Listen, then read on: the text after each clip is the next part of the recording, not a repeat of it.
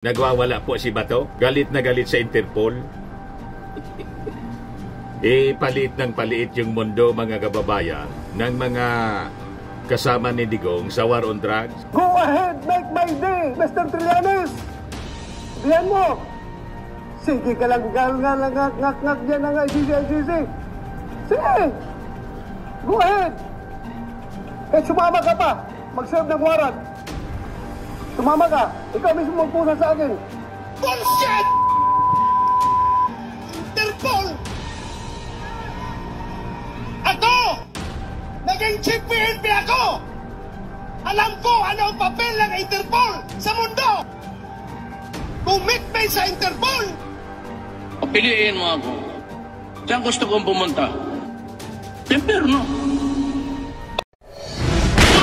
Nagbabagang mga balita at pagtalakay sa mga isyu ng lipunan. Bulsa! Opinyon, banat at paglalantad sa katotohanan. Bulsa! What you see is what you get. You decide. Dito muna tayo sa joke time. Kwentong katatawanan. Kasi si Bato de la Rosa nagwawala na. Galit na galit po. Doon sa meeting ng Aliwasang Bonifacio rally. Si Bongo umiyak ng todo. Buma yung luha. Si Bato po, naguramintado na. Dito muna tayo sa joke time po. Padala ni Maharly Cans, WRS. Si Juan pumunta sa kanyang guro. Sinusukat yung talino. Tinanong yung kanyang guro, "Ma'am, may isang eroplano niya. May kargang 50 sakong bigas. Naulog yung isa. Ilan yung natira?" Sabi ng teacher, "Edi 49. Tama, sabi ni Juan. May tanong pa niya ako, series ito. O sige niya. Paano mo niya, "Ma'am, ipapasok yung ilipante sa freezer?" Napaisip yung guro. "Paano nga ba?" Sabi ni Juan. "Edi buksan mo niya yung freezer, ipasok yung ilipante, isara yung freezer." Ganun lang. Oo nga niya, no? Ito pa niya, "Ma'am, paano mo naman niya ipapasok yung usa sa loob ng freezer?" Sabi ng teacher, "Edi buksan mo niya yung freezer, ipasok yung usa, isara yung freezer." Sabi ni Juan, "Mali, ma'am." Paano anyang naging mali? Ang tama niya, ma'am, buksan mo niya yung freezer, ilabas mo muna yung ilipante kasi malaki. Ipasok mo yung usa, tapos isara yung freezer. Napipi ko na yung teacher. Pero tama naman po. Kasi kung ipasok niya yung usa, hindi ilabas yung ilipante, hindi magkasya. Ito niya, ma'am. Sa isang kagubatan, nagpulong si Haring Leon. Kasi birthday niya. Gusto niyang imbitahin yung lahat ng hayop. Gustong imbitahin sa kanyang birthday party. Tanong niya, ma'am, anong hayop niya yung hindi pumunta sa birthday party ng Leon? Sagot ng guro, "Baka niya daga kasi natakot sa leon." Sabi ni Juan, "Mali niya, ma'am." Ano niyan sagot? "Yung usaan niya, ma'am, ang hindi nakadalo kasi nasa loob ng refrigerator." Awas ng freezer. Hindi pa makalabas. At yung pinto, tinutulak ng usa. Hindi makalabas talaga kasi nadadaganan ng ilipante yung pinto. Nilalamig yung ilipante, hindi pa makagalaw. Ito niya, ma'am, last na ito, promise. May isang matanda niya naglalakad, biglang namatay, isang lalaki. Ano niya yung kinamatay? Sabi ng guro, baka niya matanda na may heart attack, inatake sa puso. Sabi ni Juan, "Mali man, ma'am. Ano niya ang rason bakit namatay?" "Na-aksidentian niya, ma'am. Naulugan ng bigas galing sa eroplano."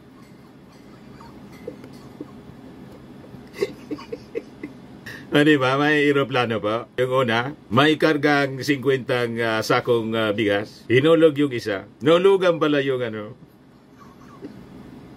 yung matanda. Patay.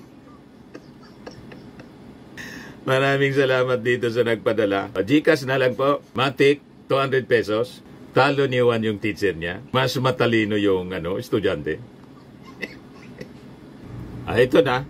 Qualified ka na rin sa monthly draw. Pag nabonot, ang price, 5,000 pesos. Yung hindi mabobonot, qualified siya sa grand draw, December, 10,000 pesos. Ayos na pa. Dito na tayo sa kwento. Nagwawala po si Bato. Galit na galit sa Interpol. palit ng paliit yung mundo, mga kababayan, ng mga kasama ni Digong sa war on drugs. Ito ngayon yung latest sa PNP. Yan o, report ng GMA. PNP ready to assist in serving possible arrest warrants versus Duterte allies involved in drug war. Uubusin po sila yung mga sangkot. Yan o, GMA News. The Philippine National Police said on Sunday it is prepared to provide assistance to the International Criminal Police Organization or Interpol should other warrants of arrest be issued against co-perpetrators of former President Rodrigo Duterte in his deadly war on drugs. PNP spokesperson Police Brigadier General Jane Fajardo disclosed no information has yet been given to them regarding the matter, but assured the PNP has a template in serving possible arrest warrants to other individuals linked to the drug war. Itong mga statements na to, mga kababayan ng PNP, ang ibig sabihin nito, malapit nang hulihin si Bato, si Abayalde, and sabi mga kababayan, kasali si Bongo sa kaso. Sa report ng Vera Files, pati po si Sara. Pero baka mauna mga kababayan si Bato de la Rosa. So anyway, si Bato de la Rosa, hinamon pa nga niya si Trillanes. Go ahead, Mr. Trillanes. Kaya tingin ko hindi man po tatakas itong si Bato. Willing siya at sa pamamagitan po ng kanyang voluntary surrender sa Interpol, kung kasama si Bongo, di mas maganda, maasikaso na nila si dating Pangulong Digong. Yung mga reklamo ni Bongo, mga kababayan, na walang nagbibigay ng gamot, walang nag-asikaso, pagkain, gamot, pati yung pagmidyas, pinoproblema. Kasi po, nakasanayan daw ni Digong na binibigyan lang lahat ng kanyang pangangailangan. Utos dito, utos lang doon, mga kababayan. Na-spoiled masyado. Pati yung pagsuot ng medyas, hindi na daw kaya. Sabi yan ni Bongo, mahina na niya. Pero hindi natin maintindihan. Mahina na pala si Digong at kailangang ma-hospital. Dinala pa nila, inayaan nila na mag-rally doon sa Hong Kong. Ang lakas-lakas pa ni Digong doon sa Hong Kong. Nang mahuli, biglang nanghina.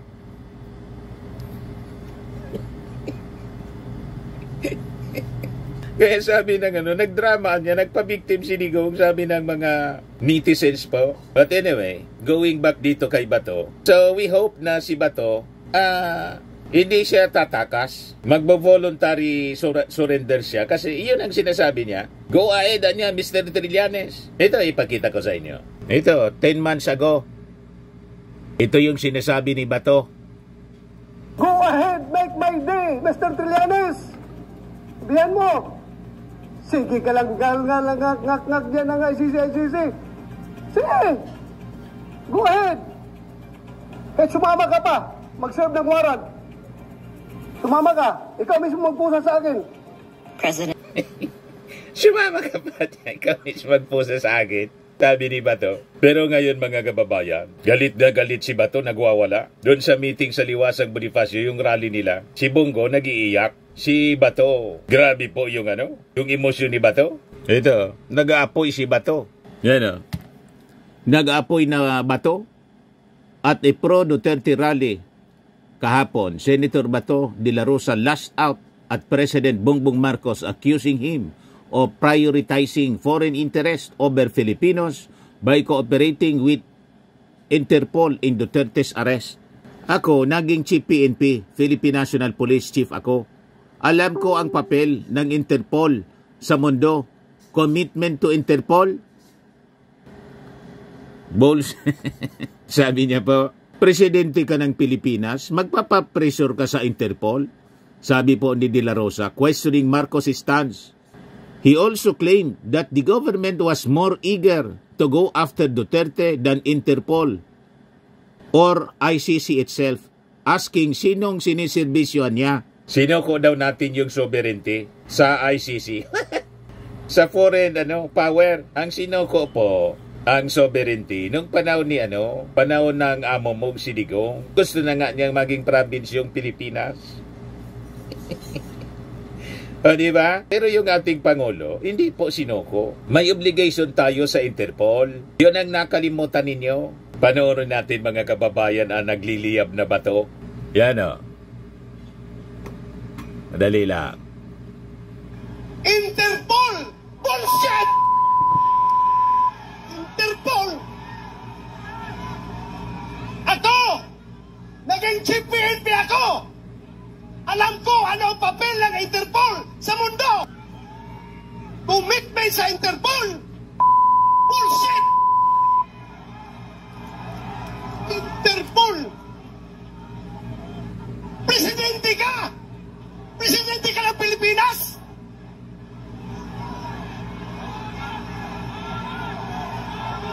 Presidente ka ng Pilipinas!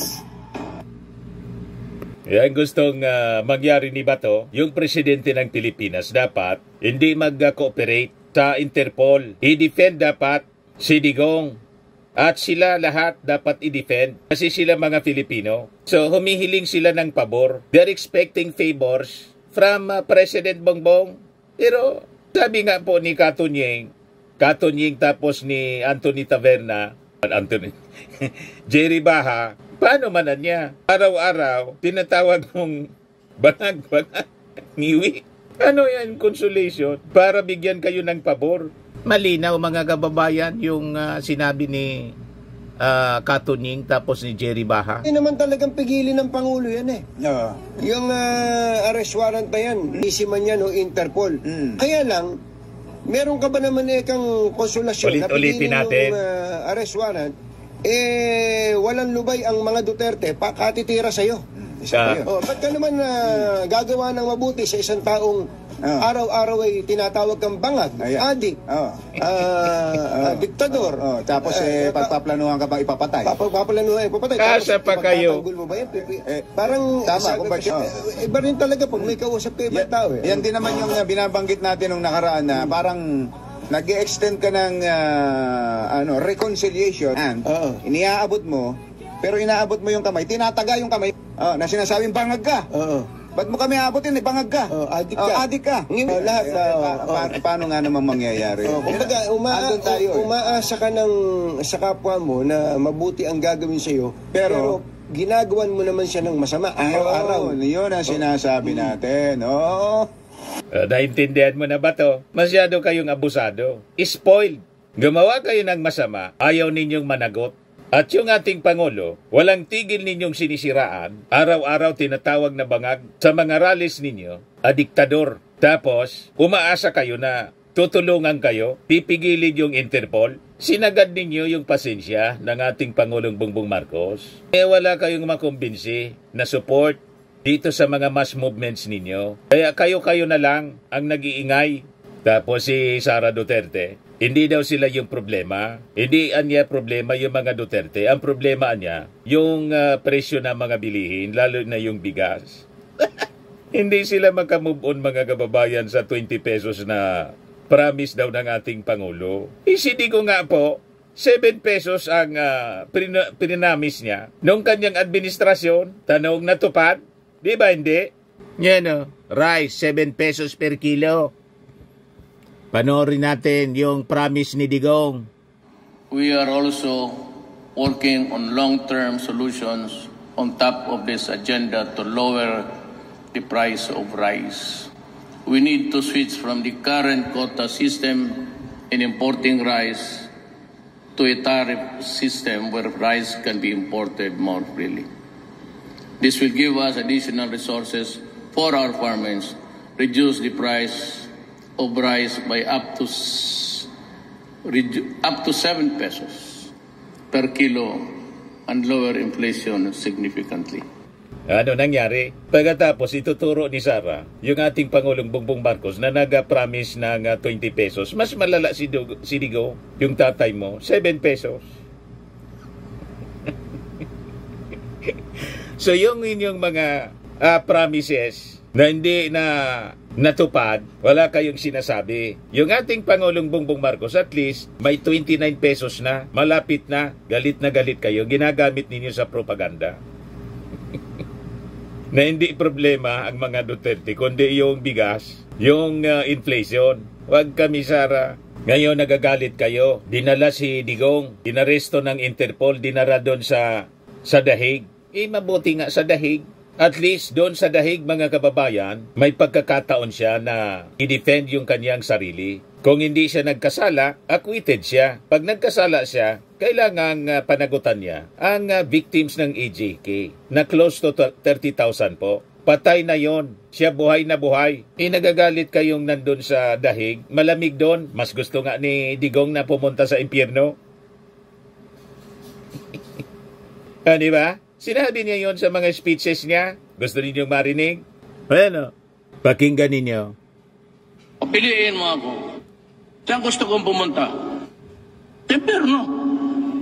Bakit? Tignan mo kung sino yung nasa langit. Yung mga madre na may kasalanan, wala na yun kasi ginamit ng pare. Grabe. Yung mga mabait na tao. So madre daw, ginamit ng pare? Saan ang pinakamagandang babae dito sa Cagayan? Sa langit? Saan yung magandang dyan sa mga bar, sa karaoke? Yung magandang katawan, ang gandang mukha. Nasaan kaya sila? Nasa impyerno. Anong gawain mo sa langit? Akbayan mo sila? Amoy-amoyin mo? Utang inang San Pedro na yan. Kita na ninyo? Pati yung mga madre, binastos niya. Yung mga madre daw, ginagamit ng pari. Pagkatapos, pati si San Pedro, minura niya. So, mas gusto niya sa impyerno kaysa sa langit. So, mapalad si Digong. Kasi, at least, hindi pa siya sa impyerno, mga kababayan dinala ng Interpol, kundi sa malamig na lugar sa the Netherlands para mabigyan siya ng pagkakataon na magbago. Pagkatapos, iyak na iyak si iyak-iyak si Bongo kasi kahit daw chinilas, wala. Ayan ba yun ng mga taga-ICC na yung ating dating Pangulo maglakad ng nakapaa? Wala daw chinilas. May sapatos nga, kitang-kita doon sa sa aeroplano, naka-rubber shoes si Digong. Yan malinaw na naka-rubber shoes. Pagkatapos, nakapaada na lang daw si Digong. Ang lamig-lamig daw sa dahig. Ito nagpapaawa, nagpapabiktim po para gatungan yung revolusyon. Huwag kami posturang-postura si Digong. Alangan man nakachinilas yan, naka-Amerikana. Huwag kayong paniniwala sa fake news na pinapakalat nila. Kasi ang factory ng fake news, one-man factory, sabi ni E.S. Bersamin, si Digong mismo. Ngayon, i-share ko ito mga kababayan na isang essay, commentary ng isang mamamayan. Napakaganda yung kanyang commentary rito, shared by Yayam Dizon, isang Marcos supporter. Pagkatapos, ito, galing sa panulat ni Miss Hannah Sapanta.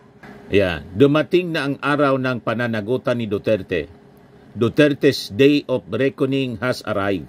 So, di ba sinabi ni Digong? Quoting Digong ni Sara mismo. Yun daw ang sabi sa kanya ng kanyang tatay. There is a day of reckoning. Alam natin na ang patungkol ni Digong na isang araw mananagot ang ating Pangulong Bongbong Marcos sa ginawa sa kanya. Pero sa presente po, itong day of reckoning sa kanya po tumama. Siya yung pinapanagot doon sa EJK ng more than 30,000 na mga Filipinos na ngayon po lahat na bumalik na po sa lupa yung kanilang katawang lupa. Pero si Digong buhay na buhay pa. So sabi dito ni Miss Hannah Sapanta, si Rodrigo Duterte ay hindi na ang lalaking nasa podyum, nagmumura at nagbabanta. Hinahamon ang mundo na pabagsakin siya. Wala na ang mga hepe ng pulis na tumatango sa kanya. Wala na rin ang mga tagapagtanggol ng kanyang madugong pamana.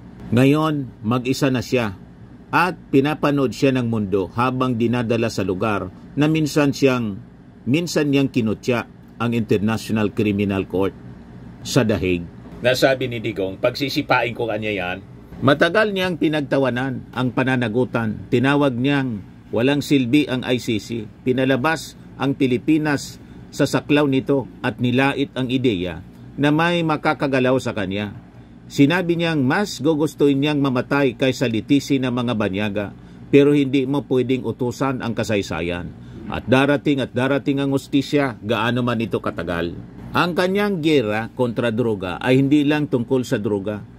Isa itong giyera laban sa mahihirap, laban sa mga lalaki, babae at maging mga bata na walang awang pinatay sa iskinita, kinaladkad mula sa kanilang bahay, pinaslang sa kalsada habang ang mga kapitbahay ay tahimik na nagtatago sa likod ng manipis na dingding. Ayon sa opisyal na datos, 6,200 ang napatay ng pulisya. Pero ayon sa human rights groups, mas malapit ito sa 30,000. Ang totoong bilang, nananatili ito sa mga kwento ng inang lumuluha habang yakap ang larawan ng kanilang anak, sa mga bakanting upuan, sa hapagkainan, sa katahimikan ng mga squatter kung saan natutong ibulong na lang ang kanyang pangalan sa takot. At ngayon, sa unang pagkakataon si Duterte ay hindi na ang birdugo, siya na ang nililitis. Ang korte na haharapin niya ay iba sa anumang naranasan niya noon. Wala nang mikroponong pagsisigawan niya ng mura. Wala nang loyalistang pumapalakpak sa kanyang yabang. Sa halip, haharap siya sa ebidensya. Libo-libong pahina nito. Iisa-isahin ng mga taga-usig ang bawat talumpati niya, bawat utos, bawat nakakakilabot na pahayag niyang shoot them dead. Lalantad ang mga saksi, dating pulis, mga nakaligtas, at mga pamilya ng mga hindi nakauwi. Matindi yung pagkasulat mga kababayan ni Miss Hana sa Panta. Parang no limitang hiri ni Dr. Rosie Rizal. Kompleto yung mga descriptions. At predictable ang depensa ni Duterte. Sasabihin niyang ginawa niya ito para sa bayan na may digma ang kailangan talagang ipaglaban. Mag-aangkin siyang biktima ng pakikialam ng mga banyaga na ito'y isang political attack. Pero kahit anong palusot, hindi nito mabubura ang testimonya, forensic reports at hindi makakailang ebidensya na ang kanyang giyera ay hindi katarungan. Isa itong massacre. Dito sa Pilipinas, unti-unting nagbabago ang ihip ng hangin. Si Pangulong Ferdinand Marcos Jr. naramdam ang bigat ng kasaysayan ay hinayaan itong mangyari. Hindi kami tumulong sa ICC niya. Pero mas malakas ang dating ng hindi niya paghihimasok kaysa sa kanyang mga salita. Alam niyang hindi na sulit ang pagtatanggol kay Duterte. Masyado nang mataas ang magiging kapalit nito sa politika. At nariyan din si Sara Duterte na mas may sariling ring laban ang kanyang impeachment case na dati tila malayong posibilidad. Ngayon ay magiging mas malaking banta. Ngayong nasa custody na ng isang international court ang kanyang ama, ang apelyido niyang Duterte ay hindi na isang untouchable brand. Isa na itong liability. Ang parihong kongresong dating natatakot sa kanyang pamilya ay maaring makita ito bilang isang pagkakataong kumalas bago pa sila mismo madamay at hilain pababa. Samantala, ang pinapakalat na tauhan ni Duterte, pinakatapat pala na tauhan ni Duterte, si Senador Bongo, ay abala sa damage control. Tinatawag itong kidnapping at bababala tungkol sa pangimasok ng mga banyaga. Pero para sa libu-libong pamilya na naglibing ng kanilang mahal sa buhay nang walang hustisya, hindi ito panghihimasok. Ito ang sandaling sinabi sa kanila na kailanman ay hindi darating. Itinayo ni Duterte ang kanyang imperyo gamit ang takot. Pinaniwala niya ang mga tao na ang karahasan ay katumbas ng lakas, na ang pagpatay ay katumbas ng pamumuno. Pinaniwala niya ang buong bansa na hindi siya kayang galawin. Pero ngayon, habang nakaupo siya sa kustodya, naghihintay ng paglilitis para sa crimes against humanity, unti-unting bumabagsak ang ilusyon na ito. Ang ilusyon na yon. Susubukan niyang gawing drama ang lahat na siya ay isang martir, isang makabayang pinagtaksilan. Sasabihin niyang iniwan siya ng sarili niyang mga kaalyado. Pero kahit paano niya ito paikutin, isang katotohanan ang malinaw. Hindi na siya ang berdugo, siya na ngayon ang nililitis. Para sa mga inang naglibing ng kanilang mga anak nang walang kasagutan, para sa mga batang lumaking walang ama, para sa mga pamilyang pinilit magpatuloy ng walang hustisya. Hindi ito ang katapusan, pero ito ang simula. Isang matagal ng ipinagkait na pananagutan. Isang sandali na sa loob ng maraming taon ay tila imposible. At para sa mga patuloy pa ring nagtatanggol sa kanya, tanungin ninyo ang inyong sarili. Totoo ba kayong lumalaban para sa hustisya o nalulung na lang kayo sa kapangyarihan? Gusto nyo ba talaga ng mas magandang Pilipinas o napaniwala lang kayo na ang dahas ang sagot? Dahil ito, ang sandaling ito na si Duterte ay nasa posas, ay pinakang malinaw na patunay na ang takot ay hindi kailanman magiging mas makapangyarihan kaysa sa hustisya. Na ang kapangyarihang itinayo sa dugo ay laging babagsak. Na walang sino man, gaano man kalakas, gaano man kalupit, o gaano man kadaming sumasamba sa kanya, ang nakakataas sa batas. Hindi ito tungkol sa politika, ito ay tungkol sa tama at mali. At ngayon, pinapatunayan ng mundo na kahit gaano karaming propaganda, kahit gaano karaming online trolls, kahit gaano kalawak ang naiwan niyang lagim, may isang katotohanan ng hindi mababago. Ang pagpatay ay hindi pamumuno, ang hustisya ay hindi pagiganti. Ang totoong bayani hindi nang iiwan sa daan ng mga patay na katawan. Note, this article was originally written in English by Miss Hannah Sapanta. I just translated it in Tagalog, sabi ni Yayam Dizon. Ayan po si Digong ngayon. Naging maamong tupa. Ito si Digong sa Hong Kong rally. Kung hindi ninyo kaya, paski anong klase yung problema, kung hindi na ninyo kaya, tawagan ninyo ako.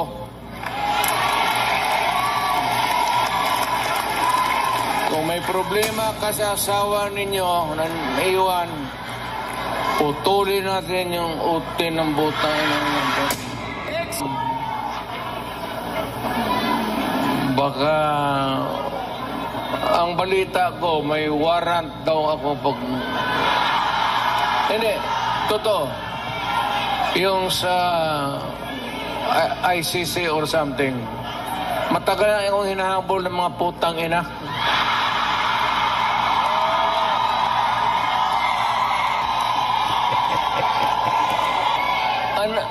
Ano man ang kasalanan ko, na ginawa ko man ang lahat sa panahon ko para may konting katahimikan at mapayapa ang buhay ng Pilipino. Ang problema nito, ewan ko kung ang tingin ng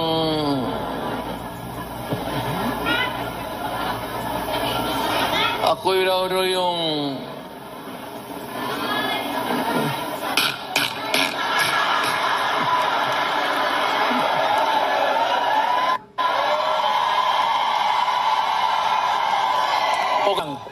ito ganito na lang.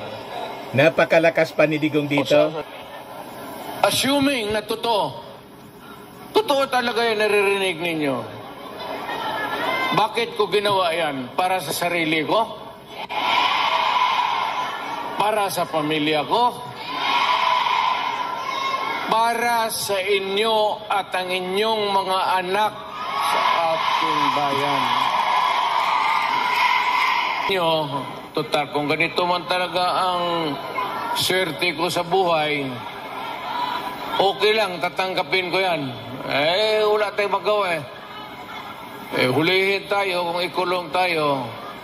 Kaya lang, in the meantime, mag-contribute kayo, baski $5, $10, para paglabas ko sa presuhan, pagawaan ninyo akong monumento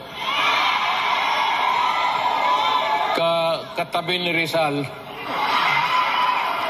Si Rizal may hawak na libro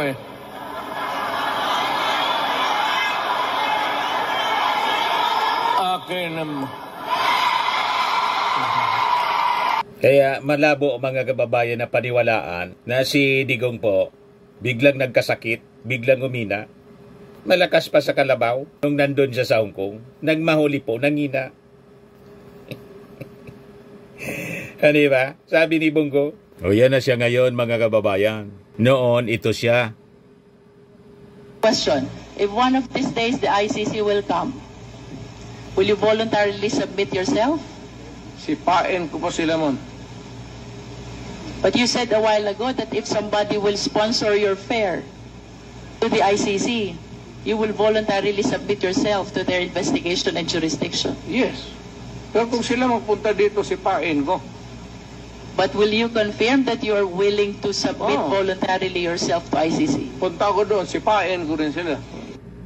So willing siya na pumunta doon para sipain. So anong kinakagalit? Bakit gusto ninyo na ibalik si Digong dito sa Pilipinas? Na willing siya na nandun sa dahig para sipain yung ICC? So kontra-kontra yung inyong mga panawagan, mga statements. Ito yung latest. Just in, Davao City Mayor Sebastian Baste Duterte curses President Ferdinand Marcos Jr. for allegedly allowing his father to be detained at the ICC, The Hague, Netherlands. Yung tatay mo, Marcos Sr., pinalibing ng tatay ko. Pero yung tatay ko, pinakulong mo. Minura niya. Paanong pinakulong? Mismong si Digong yung nagsabi. May-report pa ng GMA po. I-replay ko ulit sa inyo na walang kinalaman si PBBM dito sa issue ng ICC. Yan o. Pakinggan ninyo, mga kababayan, yung report ni Arnold Clavio. Dating Pangulong Rodrigo Duterte na walang kinalaman si Pangulong Bongbong Marcos sa kasong kinakarap niya sa International Criminal Court o ICC. Hindi rin daw papayag si Duterte na basta na lang arestuin siya ng ICC. Saksi, si Salima Refran. Yan po. Walang pakialam ang ICC sa akin at hindi nila ako mahuli. Talaga mahuli nila ako. FPRRD naniniwalang walang kinalaman si PBBM sa kasong kinakarap niya sa ICC. O bakit nagbago ngayon? Iba na yung sinasabi ng kanyang pamilya. Ang tinuturo, yung ating Pangulong Bongbong Marcos. Napakalinaw po, 2017 pa, yung kaso na final sa kanya sa ICC ng mga private complainants. Civilian pa yung ating Pangulong Bongbong. Ang may kasalanan sila kasi umalis sila sa ICC, hindi umalis sa Interpol. Talagang divine providence, mga kababayan. Hindi niya pumasok sa isipan nilang umalis sa Interpol. Yun pala gagamitin ng ICC, yung Interpol, para hulihin si Digong. Kaya sabi ng ating Pangulo, we are obligated niya to cooperate. O ito na ngayon. Kaya walang base itong sinasabi ni Baste. Tapos sabi nga ni Anthony Taberna, saka ni Jerry Baha, araw-araw tinatawag bang bangag, diktador, ngiwi, asa pa kayong tutulungan kayo ng ating Pangulo. Kaya inalaw niya. Tapos galit na galit kayo ngayon. Ito naman po, Firmax Firming and Lifting Cream, pinapahid po sa mga pulses in affected area. Mainam po sa paninigas ng mga kaso-kasuan. Ito naman po, Automax Radiant Serum. Sa mukha naman yung application, anti-aging po siya. You will look 10 years younger than your age. Sa mga cancer patients naman po, baka lang gusto ninyo itong itry. Naing siya Red Mix Fruit Drink. Hindi mo po siya gamot, food supplement siya. Kaya lang, gawa siya mga kababayan sa goji berry. Yung goji berry may anti-cancer properties. O ngayon, yung mga inquiries ninyo, dumiritso na lang kayo sa aming messenger sa Facebook para masagot namin agad. Ayos pa? Ayos na ayosan niya, Mr. Maravilla. At sa mga nagana po ng malinis and spacious fitness gym, pumunta lang po kayo sa aming Colossal Fitness Gym. May Grab Car Rental din po kami. Ito naman po yung bago naming product na binibenta online. Eye Glow Serum, whitening po siya. Tingnan ninyo yung epekto sa aking anak na architect before and now. Yung mga inquiries po ninyo, dumiretso na lang kayo sa kanyang Facebook account, Riz Maravillas.